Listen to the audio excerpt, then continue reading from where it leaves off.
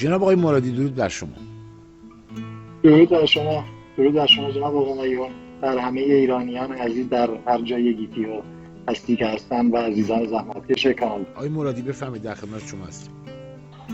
سپاسگزارم. صدای من اوکی هستش؟ چون بله تصویر خودم رو ندارم. سپاسگزارم جناب همایون عزیز. عرض ارادت دارم خدمت حضرت علی، تمام بینندگان شما در کانال وان، در فرزنده در یوتیوب.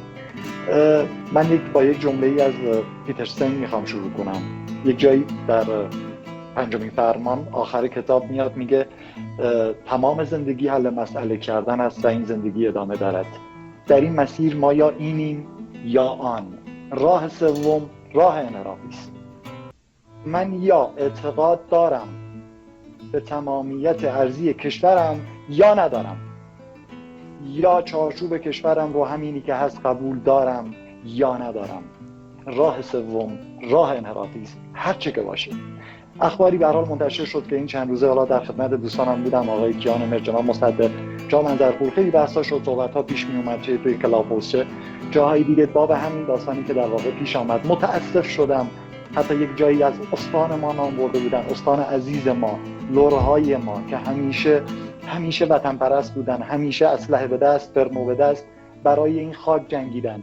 بعد میایم میبینیم که یک پدیده‌ای به عنوان لرستانات و به این شکل نوشتن لرستانات، پدیده‌ای به وجود آمده و یک نفر آمده میگه که ما هم چیزایی که اصلا وجودم نداره دارن به وجود میارن. دقیقاً. بعد جناب همایون برای من سواله، من لرستانی ام، اول به من بگن لرستان چه داره؟ شما لرستان اگه جداش بکنین همین الان بذاریدش یه گوشه، یا گرسنگی میمیره. چی داره؟ کدوم صنعت، کدام کارخانه، کدام منابع زیرزمینی؟ ما یک کشاورزی داشتیم و یک دامداری و اون هم به دلایل آب و این مسائل منابع آب و لطف آقایون اون هم دیگه وجود نداره. دامدارا دامهاشون رو فروختن، کشاورزا مزرعه هاشون خشکه و همین لرستانات رو ما قراره اصلا جدا بشیم از گرسنگی خواهیم مرد.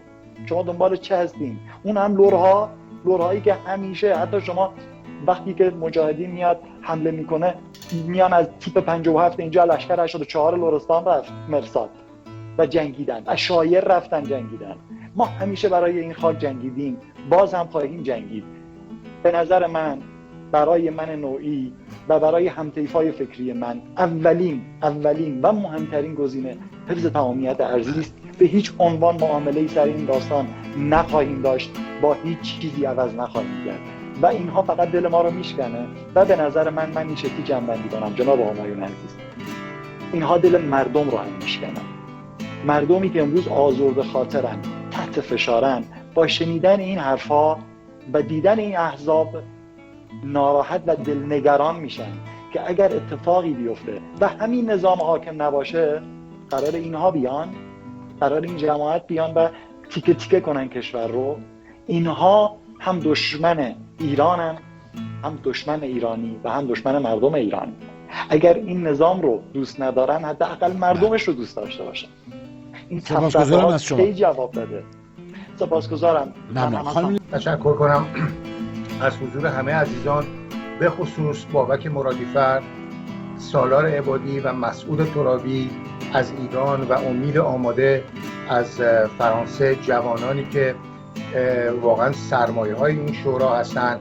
و این تفاوت دیگر این شورا با شوراهای دیگه این هستش که اهمیت میده، بها میده به جوانان. ادیب برومند، رهبر فقید جبهه ملی، یک جمله خیلی معروفی داره، میگه تدبیر پیر و تکاپوی جوان کارساز است. و ما خیلی خوشحالیم که این دوستان عزیز هستند. تشکر از همه شما.